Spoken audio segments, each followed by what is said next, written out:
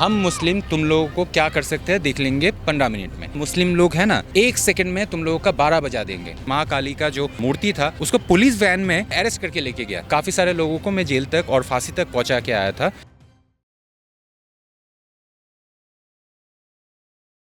पश्चिम बंगाल में क्या इस बार फिर से ममता बनर्जी आने वाली हैं या फिर भारतीय जनता पार्टी की वापसी होगी, जैसे कि बिहार में और उत्तर प्रदेश में उनकी वापसी हुई है?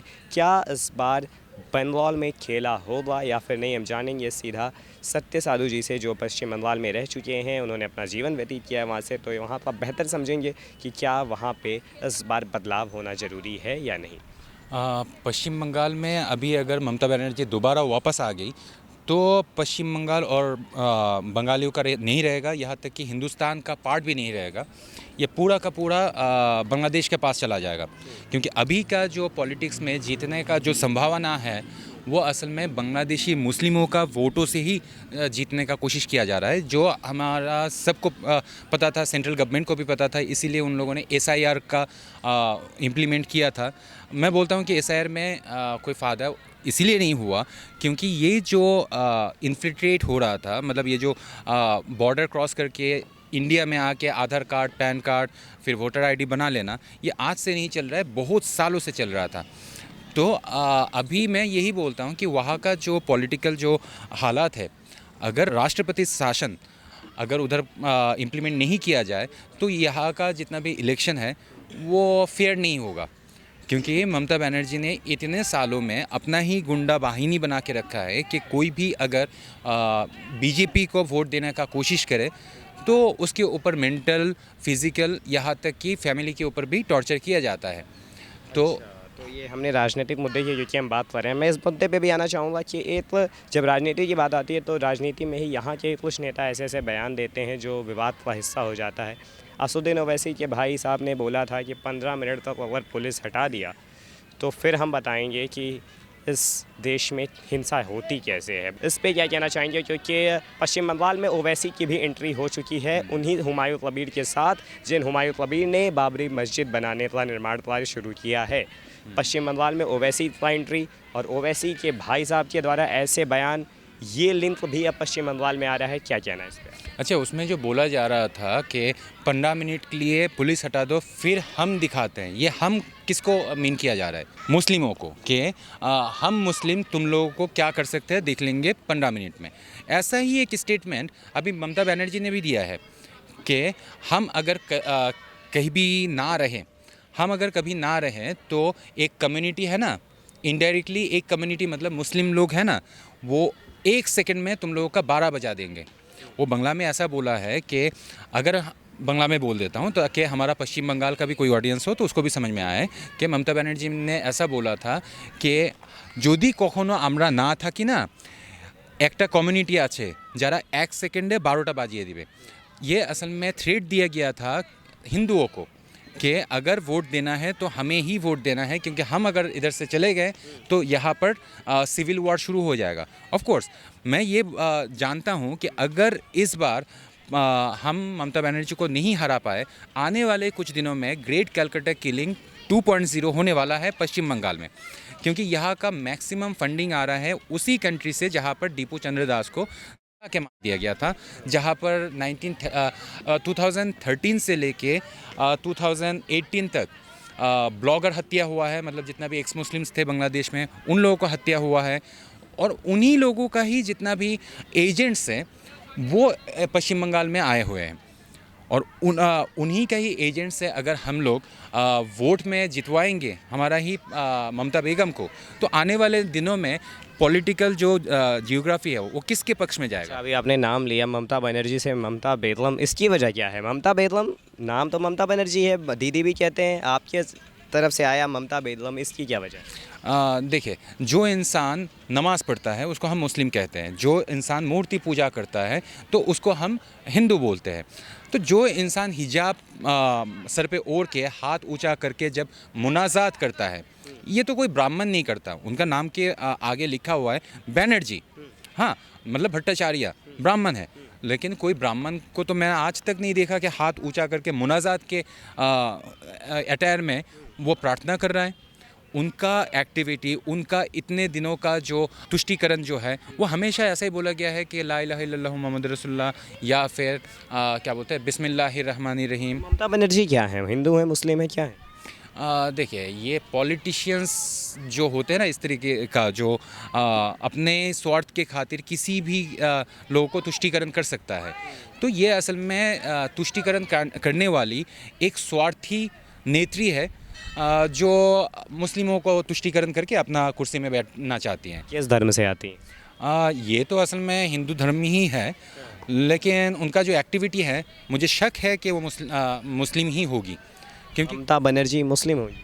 हाँ क्या मुझे एक चीज़ बताया, जब 2025 में पश्चिम बंगाल में ये माँ काली का गढ़ काटा जा रहा है, तब ये ममता बेगम अगर बैनर्जी होती तो उनको दुख होता कि हमारा राज्य में किस तरीके से माँ काली सबसे बड़ा जो सर्वोच्च देवी माना जाता है, माँ दुर्गा, माँ काली, तो इनका जब काटा जा रहा है तो उसके अगेंस्ट में एक्शन क्यों नहीं लिया गया। यहाँ तक कि उल्टा क्या हुआ कि माँ काली का जो मूर्ति था उसको पुलिस वैन में उल्टा अरेस्ट करके लेके गया। पहले मुसलमान थे, अभी आप हिंदू धर्म में आ गए, पश्चिम बंगाल में आपने अपना समय व्यतीत किया है, वहाँ के जो वातावरण थे उसमें क्या आपने कितनी कठिनाइयाँ झेली, क्या वहाँ के वातावरण में आपने ये चीज़ें महसूस की कि वहाँ पे जो मुस्लिम हैं, और अगर आप मुस्लिम से बदल कर अब अपना धर्म बदलना चाहते हैं, जो कि देश के अनुच्छेद 25 में लिखित है कि आप कर सकते हैं, तो उसमें आपको क्या क्या समस्या आई? देखिए इस्लाम में क्या लिखा गया है और इंडियन कॉन्स्टिट्यूशन मुझे क्या हक दिया है, दोनों अलग चीज़ है। इस्लाम ने ये सबको बताया गया है कि अगर कोई भी इंसान इस्लाम छोड़ता है तो उसको मुर्ताद करार दिया जाए, और मुर्ताद का एक ही सज़ा सरतन से जुदा। तो मेरे ऊपर इस्लाम छोड़ने के बाद जब सबको पता चल गया, मेरे ऊपर हमले का अटेम्प्ट हुआ था, मुझे मारने का कोशिश किया गया। की साजिश हुई आपके साथ बंगाल में? ये बांग्लादेश में हुआ था, क्योंकि मैं बांग्लादेश का एक पॉलिटिकल एजेंट के साथ मैं इन्वॉल्व था। वॉर क्रिमिनल ट्राइब्यूनल में काफ़ी सारे लोगों को मैं जेल तक और फांसी तक पहुंचा के आया था।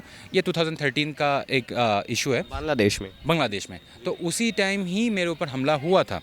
और 2016 का मैं बात करूं, जब ऑलरेडी ममता बनर्जी काफ़ी सालों हो गए हैं पश्चिम बंगाल के कुर्सी में बैठे हुए हैं, उनका एक्टिविटी 2016 से मैं जो देखते आ रहा था मेरे सामने कि कोई भी अगर जय श्री राम बोलता है तो उसको जेल में डाल दिया जाता है, हाँ, या फिर उसके ऊपर कोई भी तरह का एफआईआर करके उसको टॉर्चर किया जाता है। और क्या बोलते हैं, उधर का जो मेयर है, कलकत्ता का मेयर, उनका नाम है फिरहाद हकीम। फिरहाद हकीम एक प्रोग्राम में ये बोलता है कि पश्चिम बंगाल के 50% लोग उर्दू में बात करेंगे। और अभी जिसका हुमायूं कबीर का नाम बोल रहे हैं, तो उन्होंने क्या एक्टिविटी किया है कि इस देश का जो क्या बोलते हैं क्रिमिनल है, इस देश के ऊपर आक्रमण करने वाला बाबर, इस्लामिक टेररिस्ट बाबर, जो हमारा देश में आके हमारा कोई कल्याण नहीं किया था, हाँ, उल्टा हमें नुकसान पहुंचाने के लिए हमारा देश का हिंदू माँ बहनों को करने के लिए ही आए थे। जो बाबर हमारा देश का मंदिरों को तोड़ा था, हाँ, हमारा राम मंदिर को तोड़ के उसने अपना मस्जिद बनाया था अपने नाम पे, तो उसको हम इस देश में मस्जिद उसके नाम पे कैसे कर सकते हैं। हमारा उनका निलंबन क्यों किया? टीएमसी ने उनको अपने पार्टी से निलंबित क्यों किया? आप बोल रहे हैं कि ममता बनर्जी मुसलमान हो सकती हैं, जो आपको लगता है, आप उनकी गतिविधियों को जैसे देखते हुए हैं, फिर उनको निलंबित क्यों किया गया? जब वो बाबरी मस्जिद का निर्माण करा रहे थे, उन्हें अपनी अलग पार्टी बनानी पड़ी। देखिए असल में जब क्वेश्चन रेज़ हो गया कि जो क्वेश्चन मैं रेज़ किया हूँ कि इंडिया का दुश्मन, जैसे अजमल कसब के नाम पे तो हम लोग कोई भी इमारत या मस्जिद नहीं बना सकते, तो अजमल कसब का जो औकात है, बाबर का भी वही औकात है, तो बाबर को हम हीरो कैसे मान सकते हैं? जो भी हमारा देश में बाबर को हीरो मानेगा उसको हम क्रिमिनल के नज़र से ही देखेंगे। अब क्या है कि इस क्रिमिनल को अगर कोई भी पॉलिटिकल पार्टी शेल्टर दे रहा है तो उस पॉलिटिकल पार्टी के ऊपर उंगली उठेगा। तो इसीलिए वो अपना पॉलिटिकल जो इमेज है उसको क्लियर रखने के लिए, उसको बस दिखावे के लिए उसको अलग किया गया है। नहीं तो मुस्लिम वोट एकत्रित करने के लिए ये ओवैसी को बुला के लाया है। अब तो ओवैसी भी तो पश्चिम बंगाल में आया हुआ। क्या दोबारा पश्चिम बंगाल में अगर इस बार ममता बनर्जी हार जाती हैं तो क्या दोबारा आ पाएंगी? क्या ऐसा फिर होगा कि क्या दोबारा पश्चिम बंगाल में ममता बनर्जी की वापसी हो सकती है? इसकी उम्मीद बची रहेगी, क्योंकि बांग्लादेशी घुसपैठी तो चले जाएंगे। जो आरोप भारतीय जनता पार्टी लगा रही है कि इन्हें घुसपैठियों से डर है, जो बात आप भी कहना चाह रहे हैं कि इन्हें बांग्लादेशी घुसपैठियों से डर है, तो क्या उसके बाद एक बार अगर हार जाते हैं तो दूसरी बार आना मुश्किल ही नहीं, थोड़ा सा असंभव सा हो जाएगा ममता बनर्जी के लिए? यस, एक बार अगर दूसरा कोई पार्टी आ गया और उन्होंने अगर हमारा पश्चिम बंगाल के लिए अच्छा काम किया, तो वही होगा जो हमारा मोदी जी के साथ हो रहा है कि जितने बार भी इलेक्शन हो रहा है बहुमत में जीत रहा है।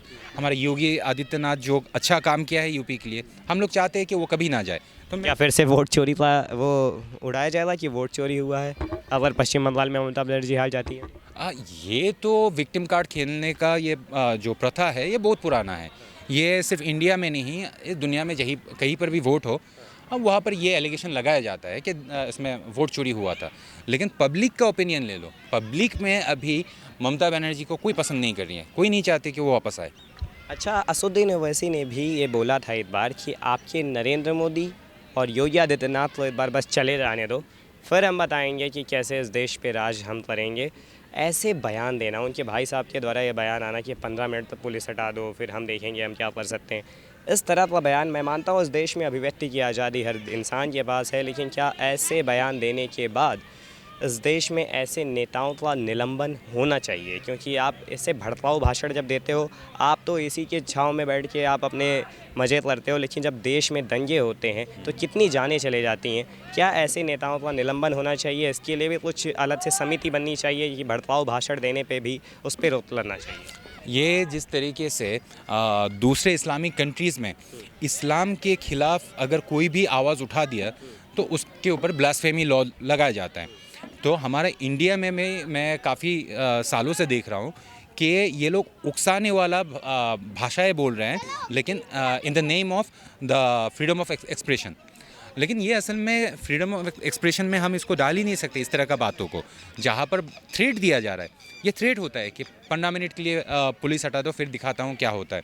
हाँ, यहाँ तक कि कैसे हराया, कुछ दिन पहले जब इलेक्शन में उन लोग जीते थे ऐसा ही बोला था।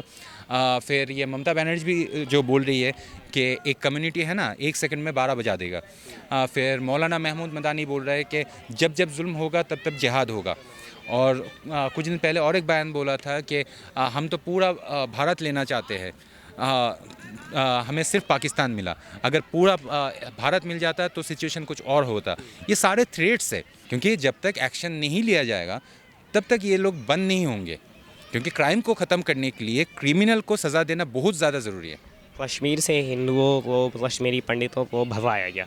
पश्चिम बंगाल में भी बहुत सारी ऐसे केसेस आते हैं जहाँ पे हिंदुओं को प्रताड़ित किया जाता है। क्या इस देश में अगर ऐसे ही चलता रहा तो इस देश में जितने भी हिंदू हैं वो बहुसंख्यक से अल्पसंख्यक की ओर बढ़ते चले जाएंगे? कश्मीर में एक भी कश्मीरी पंडित है? नहीं है ना। जिस तरीके से वो कश्मीरी पंडित से खाली हो गया, फिर बांग्लादेश जिसके लिए रविंद्रनाथ टैगोर ने इतना खूबसूरत गाने लिखे थे, जहाँ पर हमारा नोबेल अवार्ड आने में हमारा रविंद्रनाथ टैगोर को बांग्लादेश ही इंस्पायर किया था, वो बांग्लादेश अभी मुस्लिम कंट्री बन चुका है।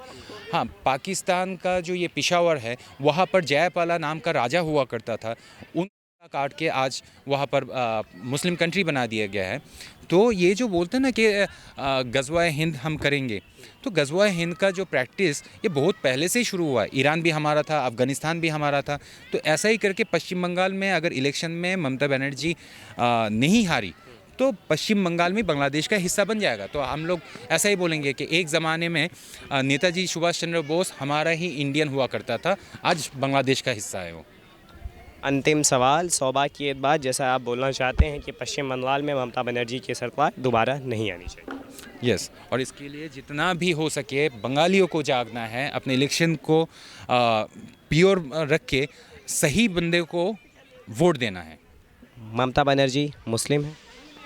हरकतों से मुस्लिम है, नाम से हिंदू दिखाने का कोशिश करती है।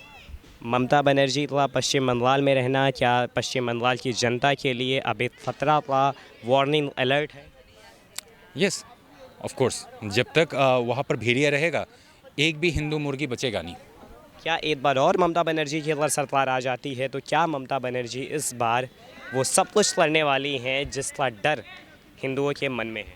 हाँ, क्योंकि जितना गुस्सा उन लोगों ने पाल के रखा है एसआईआर के बदले में, कि एसआईआर में काफ़ी सारे रिश्तेदार चले गए ना जो इधर इलीगल रह रहे थे, कुछ लोग जो इधर पकड़े नहीं गए वो अभी भी इधर है, उनके बाकी दोस्त लोग बांग्लादेश चले गए। तो इस चीज़ का गुस्सा वो लोग आफ्टर इलेक्शन वो लोग मिटाएंगे। तो क्या इस बार एक बार फिर से खेला होगा या फिर ममता बनर्जी की सरकार दोबारा बनेगी, लगातार बनेगी? भारतीय जनता पार्टी अपनी पूरी जद्दोजहद में है कि किस तरह पश्चिम बंगाल में उनकी सरकार बने। माहौल गर्म हो चुका है, चुनावी माहौल बहुत तेज़ी से आगे बढ़ रहा है। तब तक के लिए बने रहिए हमारे साथ। आप देख रहे हैं ओ न्यूज़ हिंदी।